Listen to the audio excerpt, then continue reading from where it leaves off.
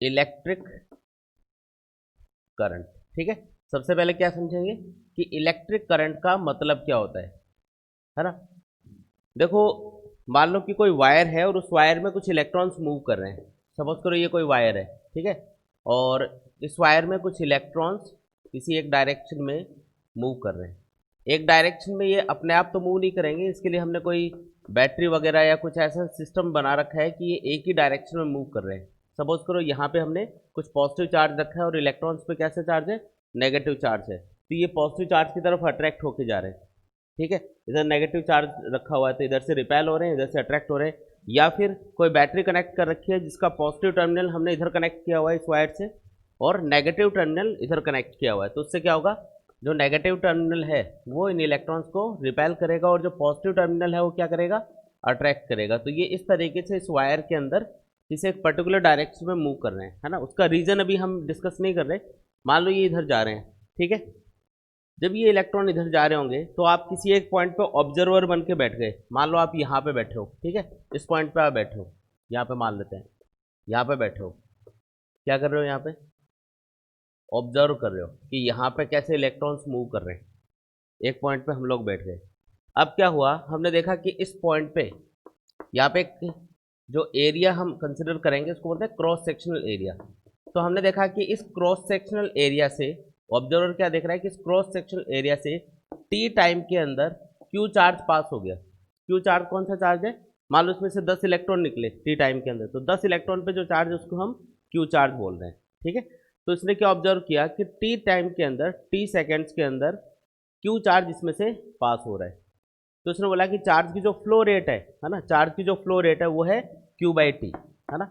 Charge की जो flow rate है, फ्लो रेट का मतलब होता है पर यूनिट टाइम चार्ज कितना फ्लो हो रहा है किसी भी पॉइंट से।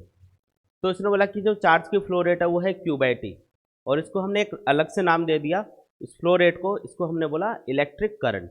तो इलेक्ट्रिक करंट अपने आप में अलग से कोई चीज़ नहीं है, चार्ज की जो फ्लो रेट होती है कि कितना तेजी से चार्ज किसी भी पॉइंट से पास हो रहा है, उसी को हम क्या बोलते हैं, इलेक्ट्रिक करंट बोलते हैं। तो इलेक्ट्रिक करंट का फॉर्मूला क्या बन गया, I equals to Q by T. लेकिन ये वाला जो करंट है इसको हम बोलते हैं एवरेज करंट। एवरेज इसलिए बोला क्योंकि टी टाइम के अंदर टोटल कितना चार्ज पास हुआ वो हमने कैलकुलेट किया और उसको टाइम से डिवाइड कर दिया, तो इससे एवरेज वैल्यू आई अपने पास। मान लो कि एक रोड है और उसके ऊपर से गाड़ियाँ पास हो रही है, आप रोड के किनारे पर खड़े हो और ऑब्जर्व कर रहे हो। आपने देखा कि 10 मिनट के अंदर 50 गाड़ियाँ उसमें से सामने से निकल गई, है ना। तो गाड़ियों की फ्लो रेट क्या है, तो आप बोलोगे 50/10, यानी कि 5 गाड़ियाँ पर मिनट पास हो रही है ना। तो क्या हर मिनट 5 गाड़ियाँ ही पास हो रही थी, कोई ज़रूरी नहीं है। किसी मिनट हो सकता है 3 गाड़ियाँ पास हुई, किसी टाइम हो सकता है कि 7 गाड़ियाँ एक साथ पास हो गई। समझ में आया क्या। तो वो एवरेज वैल्यू अपने पास आ रही है कि टी टाइम के अंदर टोटल कितनी गाड़ियाँ पास हो रही है। उसी तरीके से यहाँ पे क्या हुआ कि टी टाइम के अंदर टोटल कितना चार्ज पास हुआ उसकी वैल्यू अपने पास आई है ना। क्यों, वो चार्ज है जो टी टाइम में टोटल पास हुआ। तो इससे जब टोटल चार्ज को टोटल टाइम से डिवाइड करोगे तो इससे हमारे पास एवरेज वैल्यू आएगी हमेशा। तो ये average flow rate of charge है, और इसको हम क्या बोलेंगे, एवरेज करंट बोलेंगे।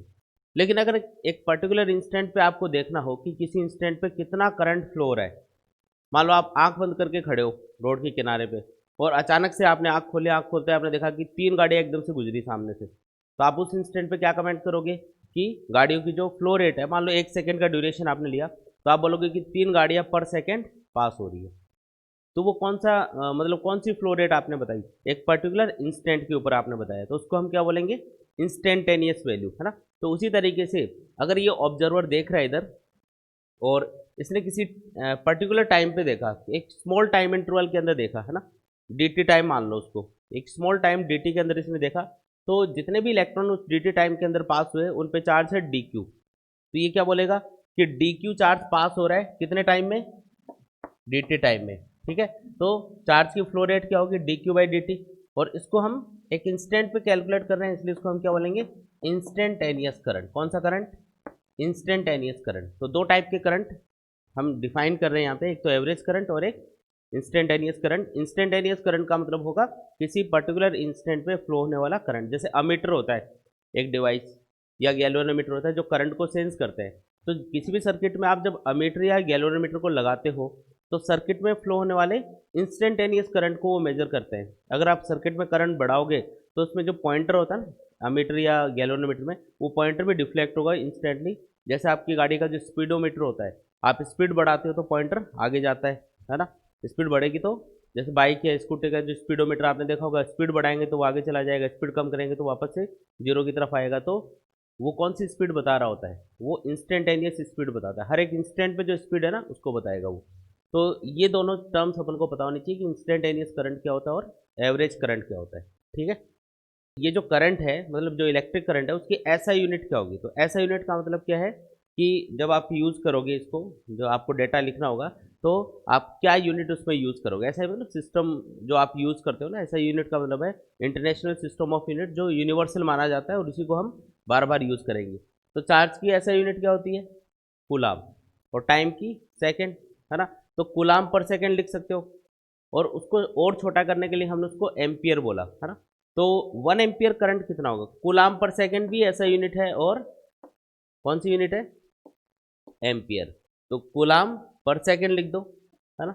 कूलाम पर सेकेंड लिख सकते हो या फिर एम्पियर टर्म्स यूज कर सकते हो।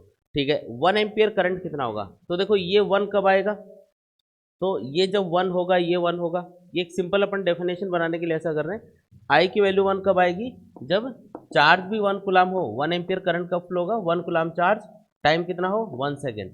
अगर किसी भी वायर के किसी भी पर्टिकुलर पॉइंट से 1 कूलाम चार्ज 1 सेकेंड में पास हो रहा है, तो इसका मतलब उस पॉइंट पे फ्लो होने वाला करंट कितना होगा? 1 एम्पियर के इक्विवेलेंट होगा। आया समझ में? अगर किसी भी वायर के किसी पर्टिकुलर पॉइंट से 1 कूलाम चार्ज पर सेकेंड पास हो रहा है, 1 कूलाम चार्ज 1 सेकेंड में पास हो जाना चाहिए, तो हम क्या बोलेंगे कि इस वायर में फ्लो होने वाला करंट कितना है? 1 एम्पियर के इक्विवेलेंट है ना। इस तरीके से इसको डिफाइन करेंगे। अब बात ये आती है कि जो इलेक्ट्रिक करंट है ना, जो इलेक्ट्रिक करंट है वो स्केलर क्वांटिटी है या वेक्टर क्वांटिटी है? बताओ, कोई डायरेक्शन होगी क्या इसकी? तो वायर में हम डायरेक्शन तो बताते हैं, लेकिन इसको स्केलर क्वांटिटी माना गया है। क्यों? क्योंकि देखो, पहले डायरेक्शन की भी बात करेंगे अभी कि डायरेक्शन हम कैसे दिखाते हैं। मान लो ये अलग अलग वायर्स हैं और इनमें कुछ करंट फ्लो हो रहा है, I1, I2, I3। इस पॉइंट पे अगर मैं देखूं तो इस पॉइंट पे कौन सा करंट आ रहा है? I1 और I2, ये दो करंट आ रहे हैं। और इससे बाहर कितना करंट जा रहा है? I3। अगर मुझे इस पॉइंट पे ये टोटल कैलकुलेट करना हो कि कितना करंट आया, तो मैं क्या करूंगा? I1 प्लस I2 करके उसको कैलकुलेट कर लूंगा। मुझे कोई वेक्टर एडिशन नहीं करना है कि इनके बीच का एंगल कितना है, उससे हमको मतलब नहीं है। तो कौन सा एडिशन करते हैं हम हमेशा? Scalar addition, simple algebraic sum करते हैं। और वो तभी होता है जब कोई स्केलर क्वांटिटी को ऐड किया जाता है। इसका मतलब इलेक्ट्रिक करंट क्या है? स्केलर क्वांटिटी है, क्योंकि वो वेक्टर एडिशन लोगों को फॉलो नहीं करती, है ना। इसलिए इसको क्या माना गया? Scalar quantity. तो करंट क्या होगा? स्केलर क्वांटिटी होगी। इसके बाद में जो इलेक्ट्रिक करंट की डायरेक्शन हमने यहाँ पे लगा रखी है, ये हम किस हिसाब से लगाते हैं, मतलब इसका क्या कॉन्सेप्ट है, क्या कैसे क्या रूल है इसके लिए? ठीक है। तो इसको समझने के लिए अपन एक काम करते हैं। देखो, एक वायर मान लेते हैं और उसको हमने एक बैटरी से कनेक्ट किया हुआ है। बैटरी के बारे में वैसे डिटेल में हम आगे पढ़ेंगे, अभी एक छोटा सा कॉन्सेप्ट बता रहा हूँ, इसलिए इसको हम यूज़ कर रहे हैं अभी। ये जो बैटरी होती है ना, इसमें एक साइड में पॉजिटिव लिखा होता है, एक साइड में नेगेटिव लिखा होता है। इसका मतलब क्या होता है कि पॉजिटिव वाला जो टर्मिनल है, पॉजिटिव वाला जो इलेक्ट्रोड होगा इस बैटरी का, वो हायर पोटेंशियल पे होगा। और नेगेटिव का मतलब क्या होता है? Low potential. तो इन दोनों इलेक्ट्रोड्स के बीच में एक पोटेंशियल डिफरेंस होगा। और ये वाला इलेक्ट्रोड क्या होगा? हायर पोटेंशियल पे, और ये होगा लो पोटेंशियल पे। और इनके बीच का जो पोटेंशियल डिफरेंस होगा, वो बैटरी का वोल्टेज होगा। जैसे मैंने बोला 10 वोल्ट की बैटरी है ये, तो 10 वोल्ट का मतलब क्या होता है? 10 वोल्ट का मतलब है इन दोनों इलेक्ट्रोड्स के बीच में पोटेंशियल का डिफरेंस कितना है? 10 वोल्ट का है। जैसे मान लो ये वाला जो पॉजिटिव इलेक्ट्रोड है, इसका पोटेंशियल है 15 वोल्ट और इसका पोटेंशियल है 5 वोल्ट। तो डिफरेंस कितना हुआ? 10 का हो गया ना, 15 माइनस 10। ठीक है। अगर ये 5 वोल्ट है, ये -5 वोल्ट है, तब भी डिफरेंस 10 का होगा, तब ये 10 वोल्ट की बैटरी बोली जाएगी। अब इसमें क्या है कि ये जो पोटेंशियल डिफरेंस इस वायर के अक्रॉस क्रिएट होगा, इससे वायर के अंदर एक इलेक्ट्रिक फील्ड बन जाएगा। ठीक है। अब मैं आपको समझाने के लिए पॉजिटिव इलेक्ट्रोड को मैं पॉजिटिव चार्ज मान लेता हूँ और नेगेटिव इलेक्ट्रोड को नेगेटिव चार्ज। तो ये जो वायर है, जैसे आप इसको बैटरी से कनेक्ट करोगे, इधर वाला एंड क्या हो जाएगा? पॉजिटिवली चार्ज हो जाएगा, और ये वाला एंड क्या होगा? Negatively charge. सिर्फ समझने के लिए ऐसा कर रहे हैं अपन। तो यहाँ पे क्या होगा? इस वायर के अंदर एक इलेक्ट्रिक फील्ड प्रोड्यूस हो जाता है। इलेक्ट्रिक फील्ड की डायरेक्शन होती है हमेशा पॉजिटिव चार्ज से नेगेटिव चार्ज की तरफ, या फिर हायर पोटेंशियल से लोअर पोटेंशियल की तरफ। तो इधर हाई पोटेंशियल है, इधर लोअर पोटेंशियल है, तो वायर के अंदर जो इलेक्ट्रिक फील्ड होगा वो हाई पोटेंशियल से लो पोटेंशियल की तरफ होगा, या पॉजिटिव चार्ज से नेगेटिव चार्ज की तरफ होगा। तो ये एक इलेक्ट्रिक फील्ड इसके अंदर बन जाएगा। अब ये जो इलेक्ट्रिक फील्ड इसके अंदर प्रोड्यूस हो गया, ये क्या करेगा, इस वायर के अंदर जो इलेक्ट्रॉन्स हैं, अच्छा कौन से वाले electron, free electron. Free electron कौन से होते हैं, जो किसी एटम से बाहर निकल जाते हैं। मान लो कोई एटम है और उसके आउटर मोस्ट ऑर्बिट के इलेक्ट्रॉन्स को कुछ एनर्जी मिल गई, तो वो एटम से बाहर निकल जाते हैं और एक फ्री इलेक्ट्रॉन की तरह उस मटेरियल के अंदर घूमते रहते हैं, उनको क्या बोलते हैं, फ्री इलेक्ट्रॉन।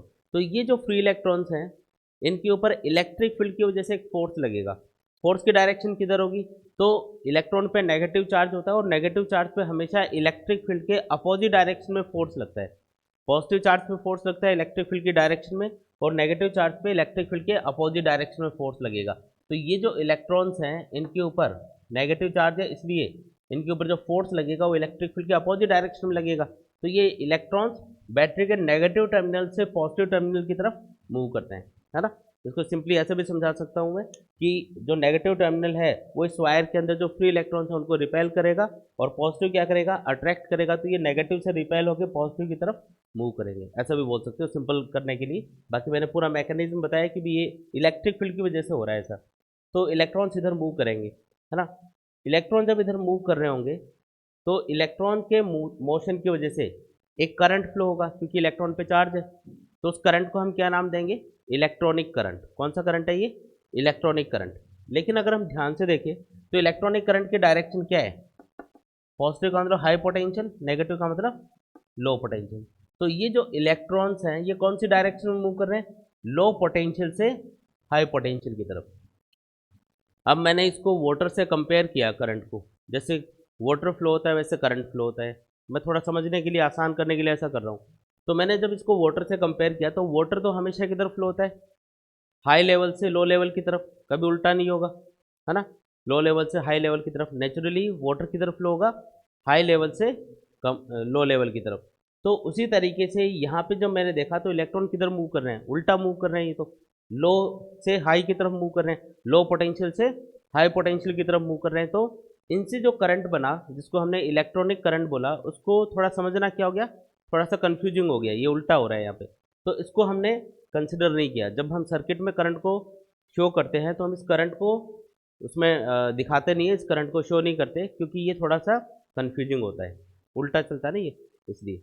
लेकिन करंट किसकी वजह से फ्लो होगा, इलेक्ट्रॉन्स के मोशन की वजह से ही फ्लो होगा।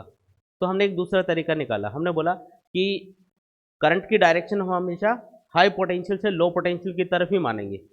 मान लो इस वायर के अंदर पॉजिटिव चार्ज होता, तो पॉजिटिव चार्ज कौन सी डायरेक्शन में मूव करता, तो ये वाला पॉजिटिव टर्मिनल इस वायर के अंदर जो पॉजिटिव चार्ज होता है उसको रिपेल करता, और नेगेटिव वाला टर्मिनल क्या करता, अट्रैक्ट करता। तो वो हाई पोटेंशियल से लो पोटेंशियल की तरफ मूव करता। तो पॉजिटिव चार्ज के रिस्पेक्ट में जब आप देख रहे हो तो उसको समझना आसान है। तो हमने ये बोला कि पॉजिटिव चार्ज जिस डायरेक्शन में मूव करता है उस डायरेक्शन में करंट की डायरेक्शन होती है।